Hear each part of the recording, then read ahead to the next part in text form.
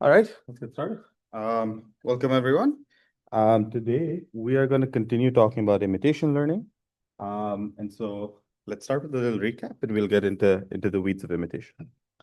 So if you remember from last time, we kind of introduced this framework of the Markov decision process, right? So we said it's a Markov chain augmented with actions and rewards. They're governed by these transition dynamics that tell you how if I feed in a state, in an action, it transitions to the next state. And we introduce a bit of notation saying the Markov property is obeyed, which you've seen lots of times before, right? And the trajectory is a sequence of states, actions, rewards, next states, next actions, rewards that you take when you're sequentially acting in the environment, right?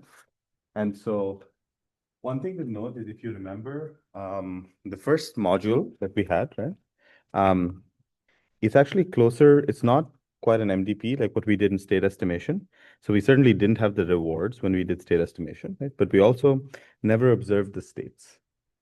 We like only observed observations, right? And so one thing to remember is that in the MDP setting, so what we're going to do for imitation learning and RL for now is we're going to assume that we can like magically see these guys. And so we're not going to deal with the partially observed setting.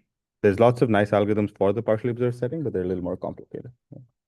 So that's going to be our abstraction.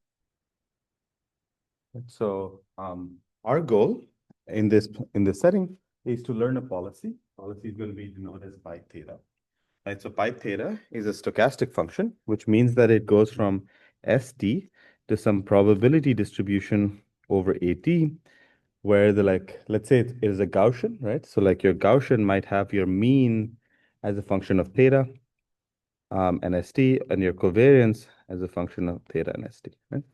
So you might think of like, essentially what's happening in your policy is you're mapping from your input state into the parameters of probability distribution. So this could be a Gaussian, it could be a table, it could be a mixture of Gaussian.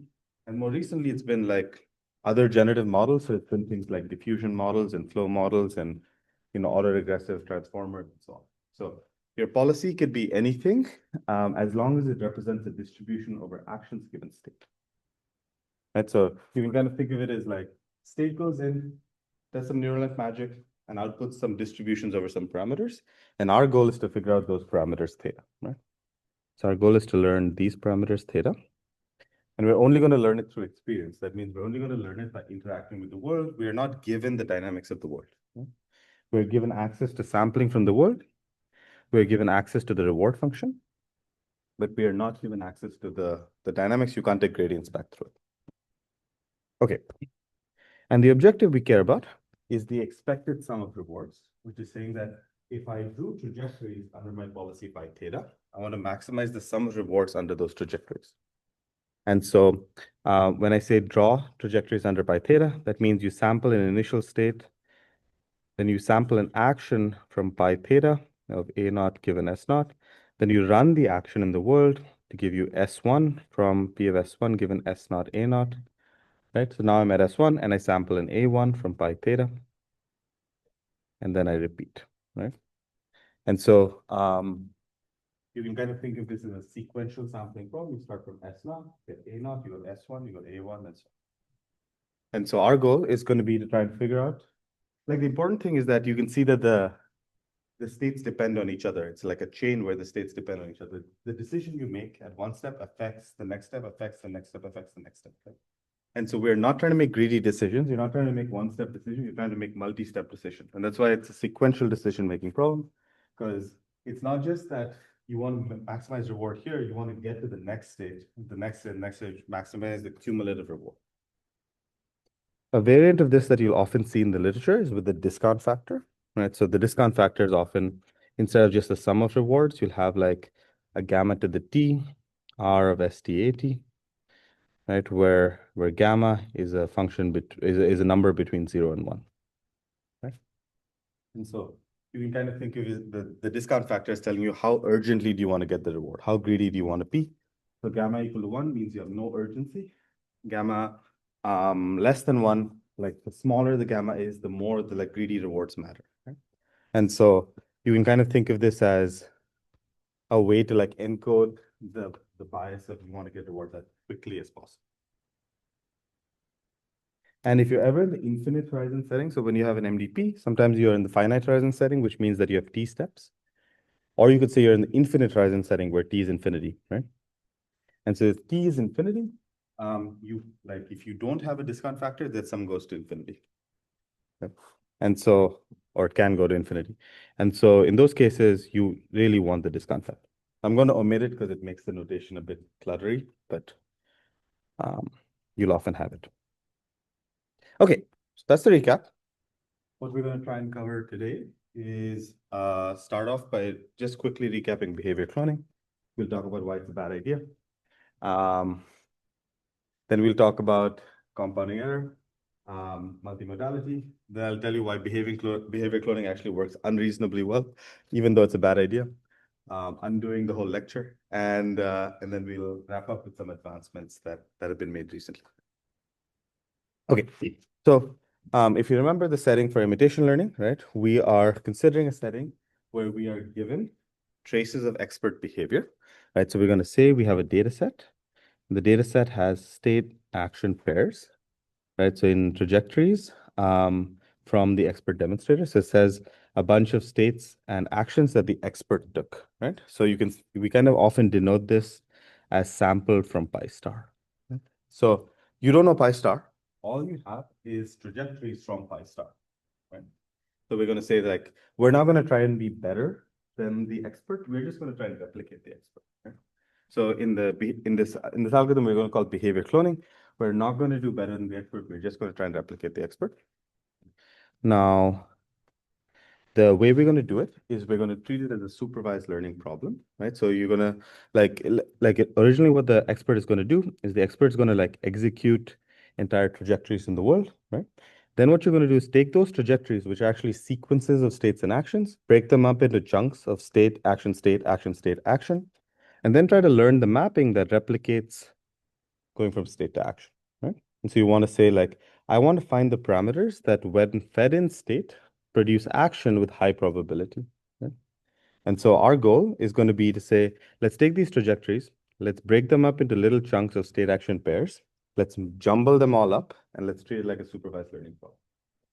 So it's just like saying supervised learning works great for language and for vision. All your, LLMs and all your VLMs and all your vision models, all of them use supervised learning to some extent. More recently RL, but generally supervised learning. So why don't we just do the same thing? Right? And so the way to understand this objective right here, right, is you're trying to maximize the likelihood. So this, you can think of this as the log likelihood of producing the action A star when fed in S star, right? So imagine that you had a Gaussian, right?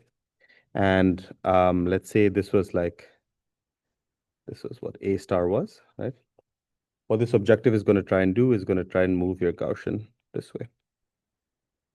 Okay? So just maximum likelihood. So I have the pseudocode in a few slides, but let's see. Do I have it here? Yeah. So really, this is the whole pseudocode for supervised learning. It's trivially easy, right? So we could even go through it, right? So all you're doing is you're like, this is your data loader. You're loading in your data. You're saying you have an action prediction. If it's discrete, you have a categorical model. If it's continuous, you have a Gaussian model. And then you just say, treat it as a supervised learning problem, minimize your loss. Your loss in this case is negative likelihood, negative log likelihood. And then you just repeat, right? So it's super easy code to write, but you're just treating it as supervised learning. Okay. So this is a pretty old idea. And this is first in 1989. I think Schmidl covered this in his lecture a little bit, but this is this work called Alvin from this researcher Pomerleau. And Alvin was trying to drive this car around with these kinds of map inputs and like 30-unit neural net. And it was actually not bad. It was actually not bad for the time, right? It was driving on these roads, and we were doing self-driving with neural nets back in 1989. Pretty cool. But since then, things have really advanced a lot. So here's some examples from 2025, 2024.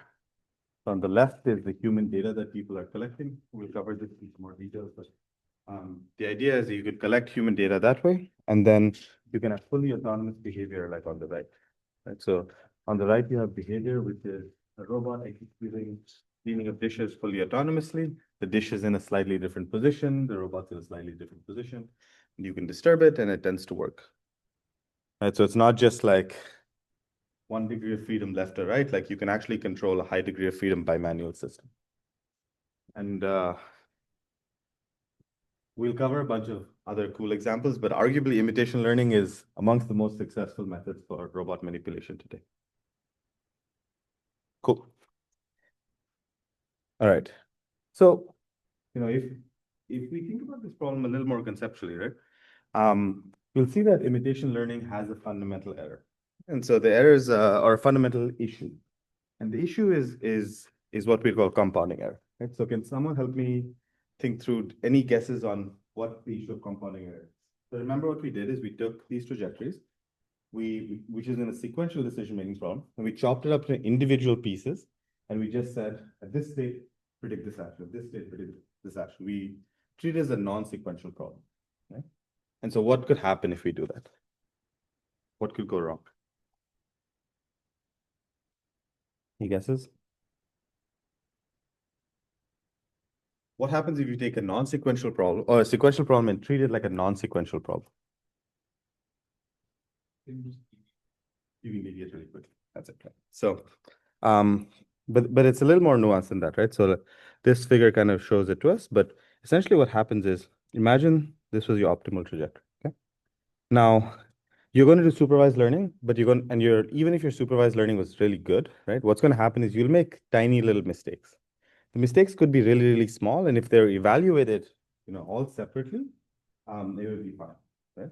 But the important thing is what happens when they're like evaluated in sequence. So imagine I made a tiny little mistake here, right? And if it was one step, I'd be fine, right? But what's happened now is I'm at my first step. I've made a tiny little mistake. Now I'm at this new state, S prime. But S prime is not what the training distribution was. S prime is different from the training distribution. It's out of distribution, right? And so now I'm querying the state on something that's a little bit out of distribution. And so it's going to make a bigger mistake. Now I'm querying it on something that's out of distribution. So it's going to make an even bigger mistake, right?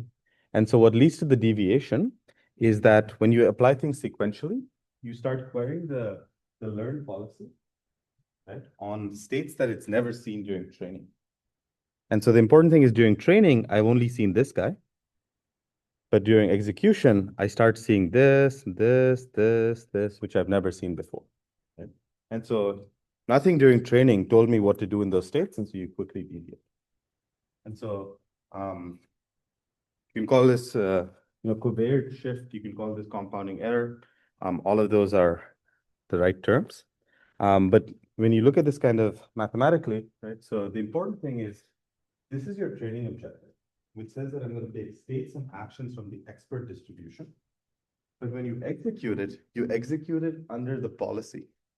Right? So the important thing is the training objective was under the expert policy, but the evaluation objective is under the learned policy. And those are not the same. Right? And so the important thing is the states that you visit when you act sequentially are not the states that you trained on.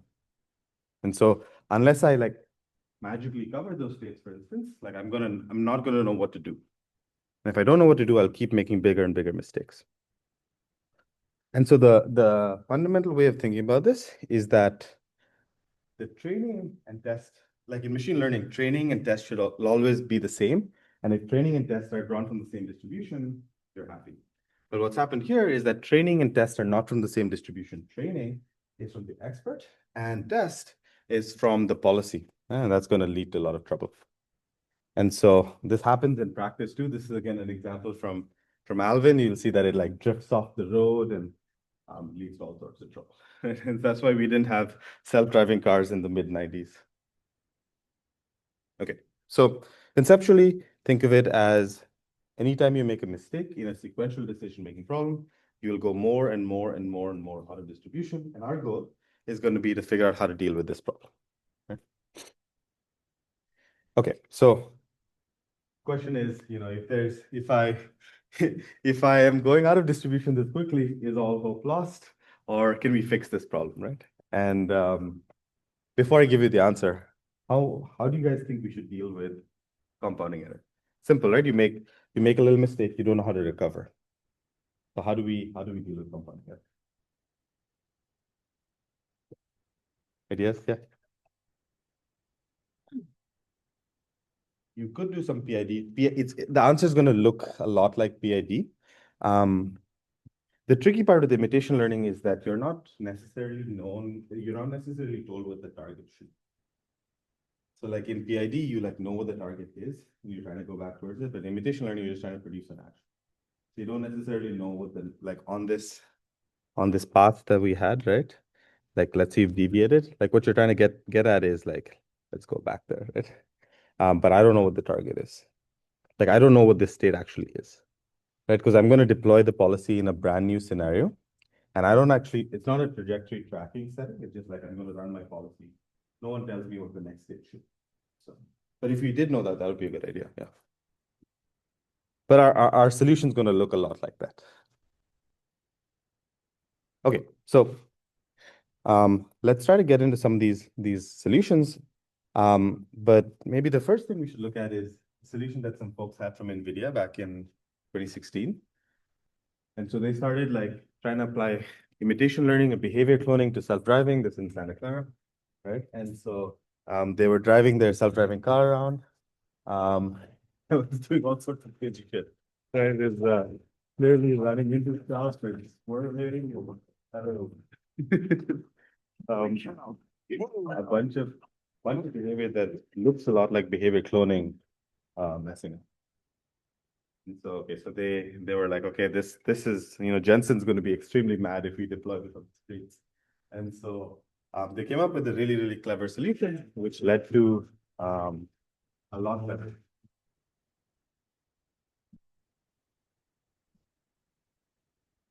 This is not those words, that's like concept. No, he doesn't doing that. Looks a lot better than it did earlier. Okay, and the solution that they did was actually like feels like a little bit of a hack, but I think it's super clever, which is that instead of having one camera facing straight, they had three cameras, one that faces straight, one that faces a little to the left, and one that faces a little to the right. Okay, and so what they said is normally what you do in behavior cloning is you record the middle camera and whatever actions you take. But what they're going to do is they're going to record the left camera and the right camera. And they're going to say, okay, for the middle camera, you keep the actions the same. But for the left camera, your actions are going to be to go to the right. And for the right camera, your actions are going to be to go to the left, right? So it's basically saying that if my car had been facing the way that the left camera had been facing, that means you're going to like go off the road to the left. And so you need to correct yourself and come back to the right.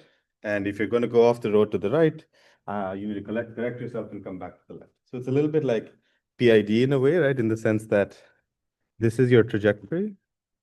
And what they're saying is, okay, like the front camera is what it is. But if your car had not been facing this way, but actually had been facing this way, then you should have taken this action. If your car had been facing this way, you should have taken this action.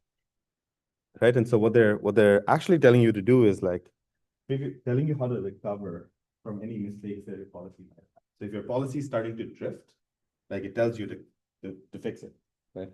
And the cool thing is that they did this without having to collect extra data in the world. Right.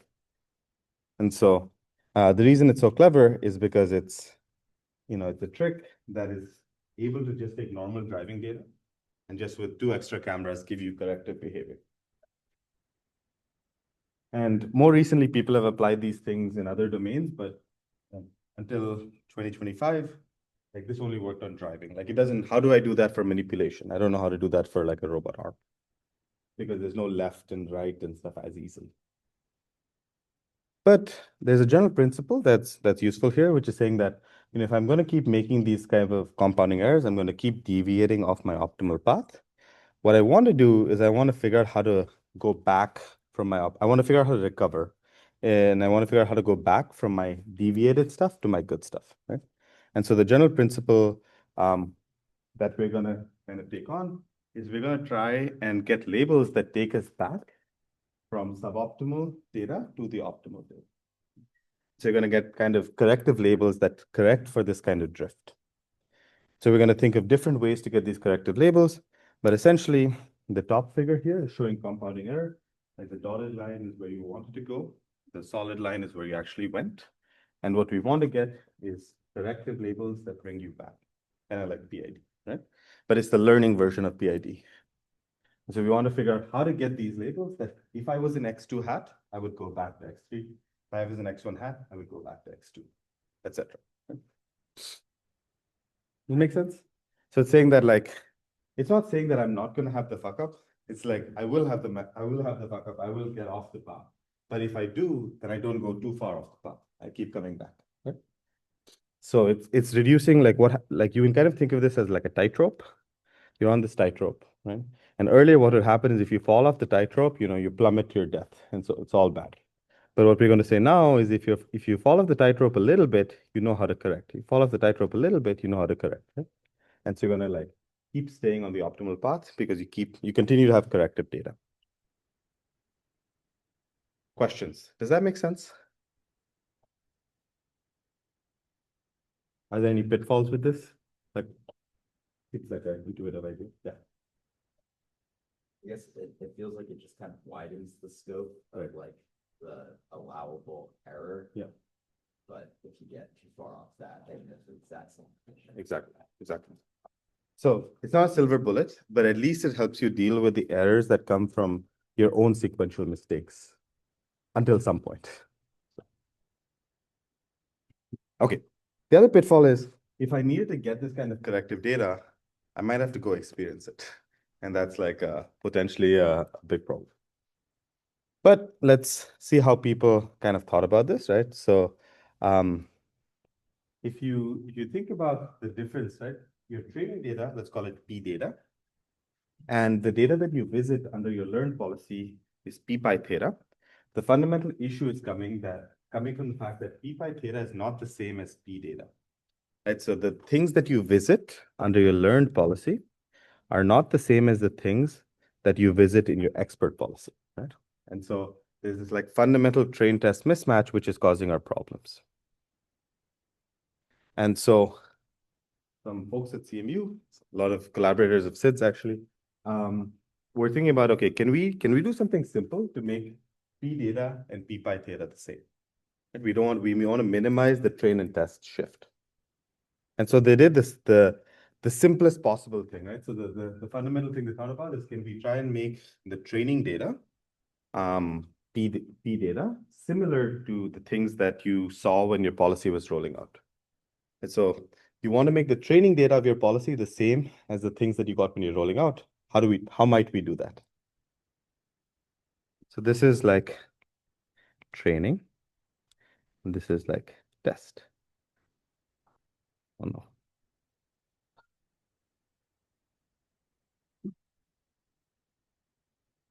Oh, see something things.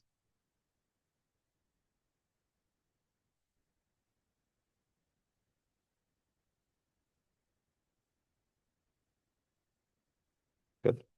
Okay. So we want to make P data equal to P pi theta. How might we do that? Any ideas?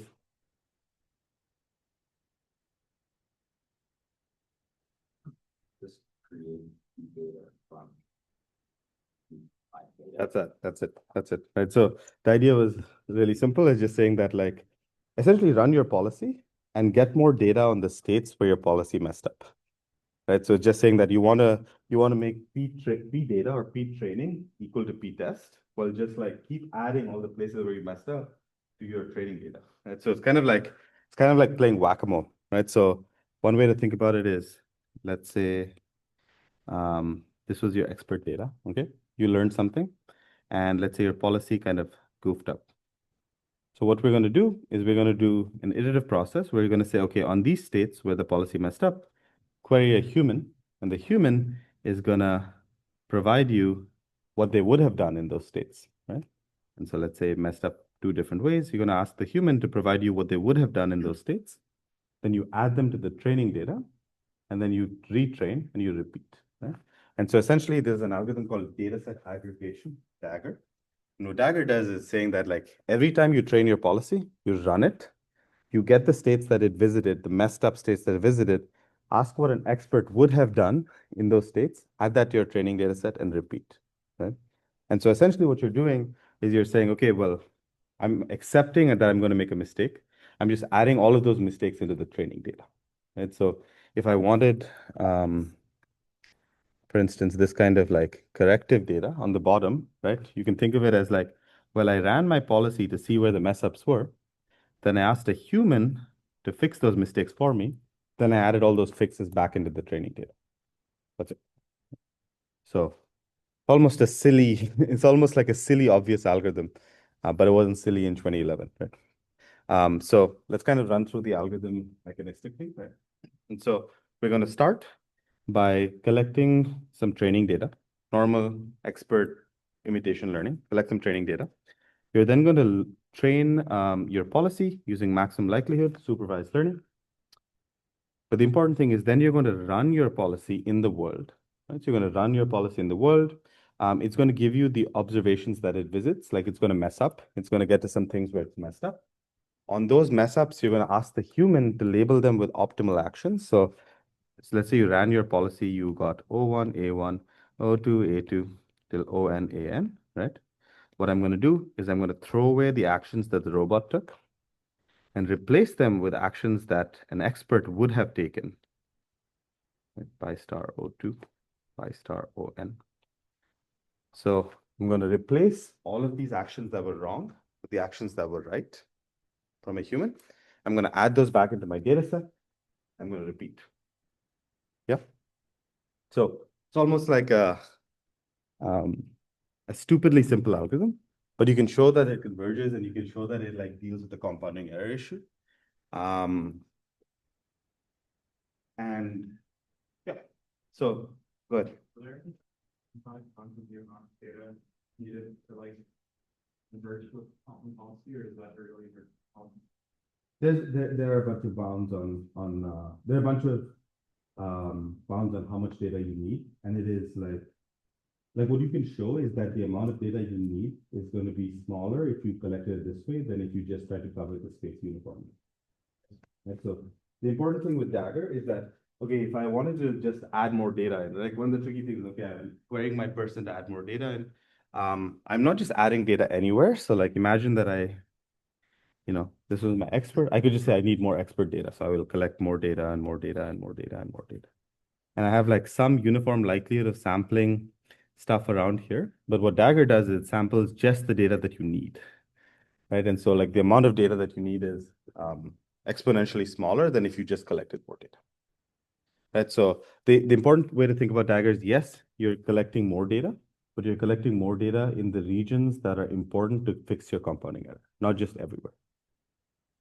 And so if you were to, like, maybe one way to think about it is, if I had a limited budget of data and I wanted to collect data, like this is the right data to collect because it's fixing the mistakes that you had. Whereas if I just collected more and more data, I'd still have more and more mistakes, perhaps. Like pre-training data set that you use for like the initial is good enough, right? It's really not like, let's say just like yeah. And then you can. So we're gonna assume that our pre-training data sets from a near expert policy, and we're gonna assume that the supervised learning procedure has some epsilon error, and so all the error of Dagger is gonna scale with epsilon. Okay, so yeah, the important thing to remember Dagger is it's better than just adding more data. Go ahead. Could you like clarify the first line? This one? No, just like Oh, this one? So when I say P data, that is like, what is the distribution of training data observations? So this is like whatever your policy is trained on, right? So like the procedure is going to be, there's going to be some data set. That data set is going to go into supervised learning. It's going to give me a policy pipe here, right? And so this is what happens. This is the coverage of observations in my expert data set. This is what happens when I run my policy. So this is like the set of states that I visit when I run my policy in the world, right? And so P pi theta is what happens when I run my policy. P data is what did I train on, right? So Okay, so simple procedure. It kind of works, right? So here's an example from some folks at CMU where they showed that you can get like a drone to like fly around a dense forest, just using this dagger type algorithm, and fly for significantly longer than we could before. It's not perfect, right? But maybe let's go back to this algorithm and let's see which things about it are not perfect. Like, what are the problems with it? Yes, Takes a lot of, I guess. it might take a lot of training. So one of the issues is ask human, right? So you're asking human all the time. And the other thing that's kind of awkward about Dagger is that you're asking people to label things at the observations that the policy visited. So like it's like imagine this was your expert, you like let the policy run, then you go after the fact and say, hey human, if you were here, what would you have done? Or if you were here, what would you have done? Which is kind of like an awkward question to ask a person. So it's both asking the human and you're asking it to label it after the fact. And so there's newer variants of Dagger where people just take over. Like let's say you're messing up, you can just like take over and correct. But the original version of Dagger is not taking over, it's labeling after the fact. It's a little awkward. Like the way to do it is you'd show like pictures of the drone where the drone was, and you say, what would you have done in those situations? Which is kind of awkward because you like usually like feel out how to do things, not just like label them after the fact. What else is the problem here?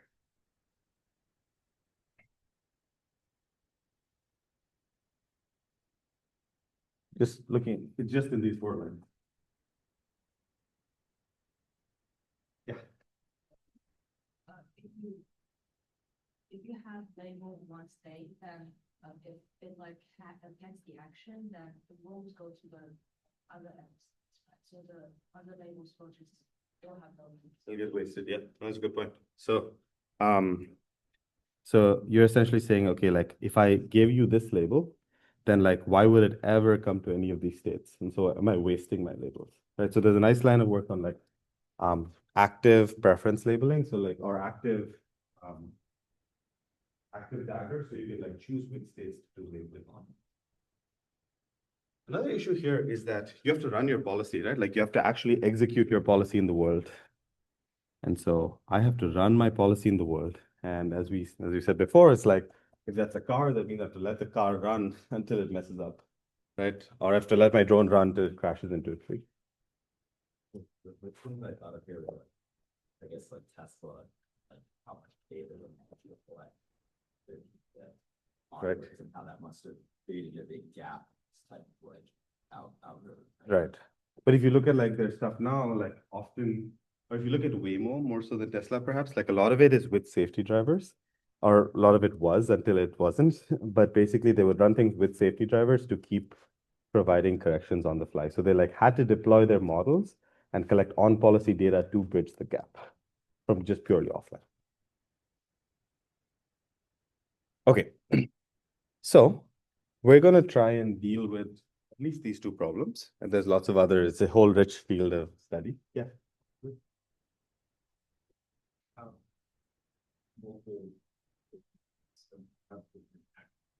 Yeah, we'll cover that next. Yeah, it's the problem raised was what if you have different people who maybe suggest different things, right? So a canonical example of this is imagine that you were in front of like an obstacle, right? And some people go left and some people go right. Like, will I just go through the middle? You know? And it's a real failure, right? And there's like solutions around it, but it's not true. So good question. Okay, so we're going to start by fixing Dagger. And the 2 things we're going to try and fix is, having the human generate these corrective labels and like that being kind of tedious. And then having to run the policy online and having to like experience the failures during the training process, right? So we're going to try and fix those 2 with some new algorithms.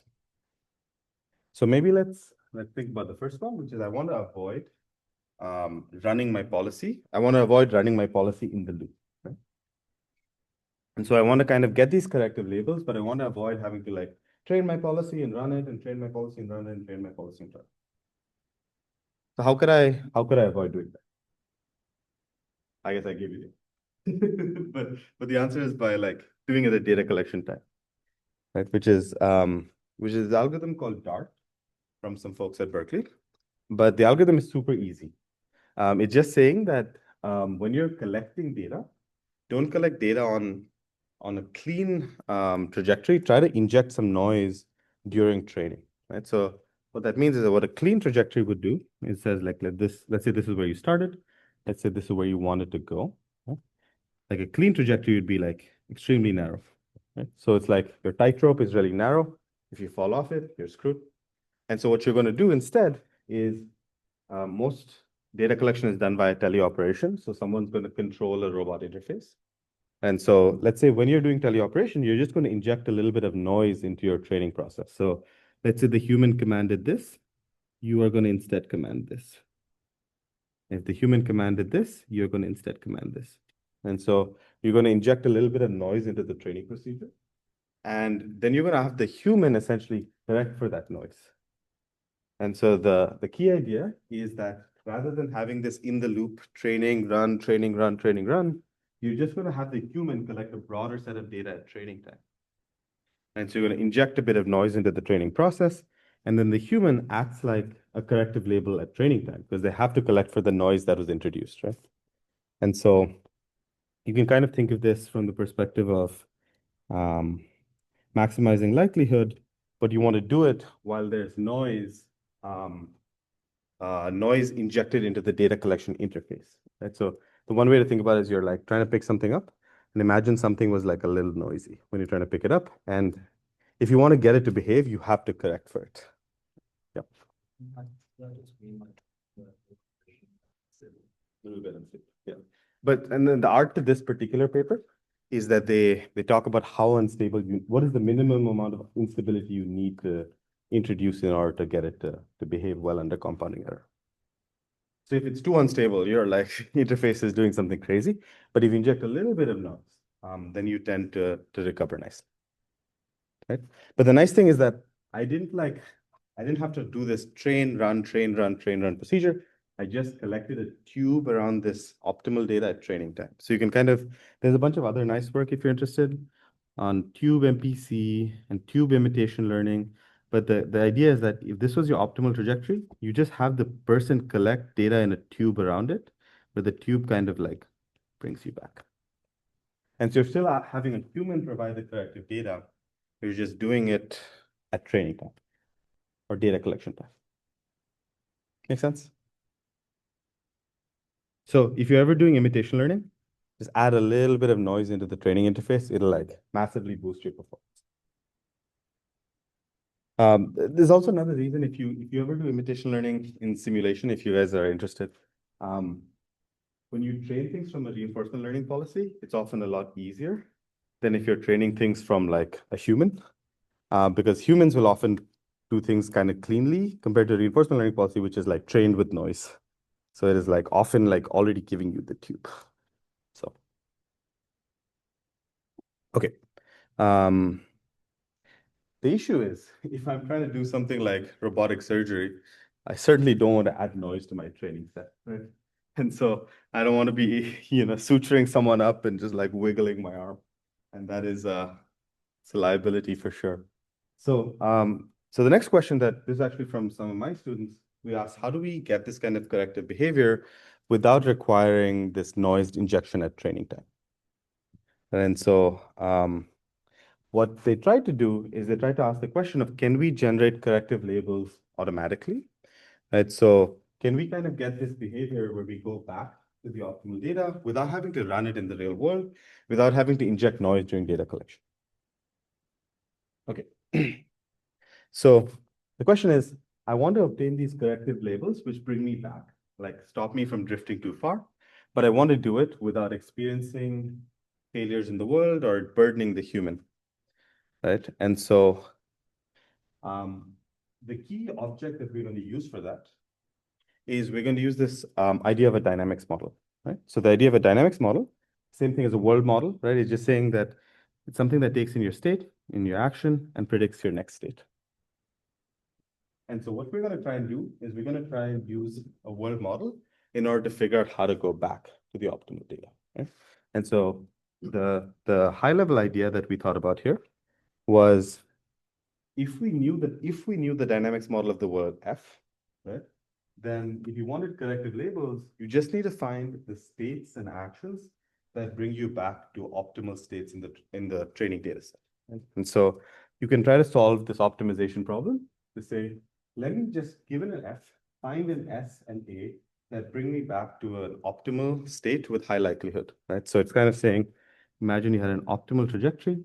Let me search for S's and A's that bring me back to the optimal trajectory. If I knew F, right? So the F tells me how the world works, and I'm going to use how the world works to say how to come back. Now, what's the problem with this?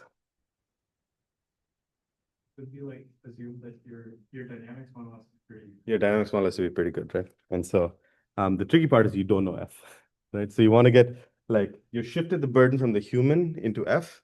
Oh, I don't know F. If I knew F, would that be done, right? And so what we're going to do is we're going to try and learn F, right? If we're in a learning setting, we're going to use our big neural net hammer to try and learn F. And so we're going to take the states and actions that we collected, and we're going to use them to train an F, right? So we're going to go from F to, we don't have F, but we're going to have some F hat, right? And F hat is our approximation to our world model, but we're only going to train it on the data that we collected. And then we're going to do the same thing. We're going to try and find states and actions that bring me back to the optimal states. But the important thing is we trained F, like F was only trained on expert data. Right? And so what's the problem with F was only trained on expert data? What happens with this problem? What are some issues? Not with the models there, so it's not really person. That's right. So your F is only limited coverage. And if your F has limited coverage and you solve that optimization problem, it'll find all the holes in your F. Right? So it's going to like say, F is going to maybe be okay in some region around here. But if I run this thing without any constraints, it's going to like predict that this thing can teleport to here and this thing can teleport to here. It can do whatever it wants, right? Neural nets are terrible at extrapolation, at least at this scale. And so the intuition that we're going to do is we're going to just constrain this search to only be in the regions where the model can be trusted. And so instead of saying that we're going to try and get corrective labels from an F anywhere, we're only going to get corrective labels where the model can be trusted, right? And so if we have a model F phi hat, instead of collecting data everywhere, we're just going to collect data in a small tube around the optimal data. And we're going to impose a small extra constraint on the model that it has to be smooth. So if the model is smooth, then you can trust it in some region around the optimal, and you can synthesize data that comes back. And so I'm going to skip a lot of the details here, but if you can show that your model F phi hat was reasonably smooth, then you can show that if I constrain my search to only be in the regions where the model can be trusted, then you won't generate like magic hallucinations like going from here to here or here to here or here to here. You'll be in the things that are reasonable. And the cool thing is, what my students showed is that with this kind of approach, you can do like fun and extremely useful for practical setting things like putting a coin in a piggy bank with chopsticks. And so we all know this is a task that one should be doing in life. But I think it's kind of fun. I think it's kind of fun as a problem. But if you do it with corrective labels, you're able to do it successfully. And without corrective labels for these really high precision problems, you tend to like have small amounts of drift. So you can see that you end up missing by a little bit and fail. And so the nice thing is here, we didn't collect any extra data. We didn't burden the human with anything else. Like you just trained a model with a few small constraints on the model, and you're able to generate corrective data that brings you back. You can also apply this to like other fun tasks like Lego insertion and grabbing other stuff with chopsticks. My students wanted to grab flies out of thin air with chopsticks. That was not allowed. But yeah, so that's how we're going to deal with compounding error. There's lots of other fun ways to deal with compounding error. So if you all are interested, we had a faculty candidate this last week, Gokul Swami, who had a nice talk on dealing with compounding error and imitation learning. Please go take a look at it. It's on the Allen School website. But we only have 3 minutes left. So maybe let me give you guys some fun videos before we end, and then we can cover the other stuff on Monday. So here's some fun videos of imitation learning in action. So this is some stuff from 1X. It was actually a few years ago. It's gotten better since then. But this is fully end-to-end imitation learning. So they just collected lots and lots of data with the teleoperator, and then they're running this fully autonomously, which is pretty cool. So they incorporated some of these tricks of like adding in a bit of noise and those kinds of things, but really what they did is some version of the behavior coding.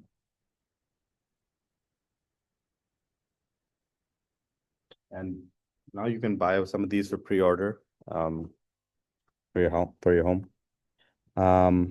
Here's one that came out of an academic lab with this platform called Aloha. And they're trying to like cook shrimp here, but this is fully autonomous. And they're able to get this with like a super janky $15,000 robot platform at Stanford. The cool thing about this particular platform is how they collected the data. So they had like this puppeting system where you like have a human drive around and puppet the robot to do stuff in the real environment. Is limited to rel. Let me skip this one.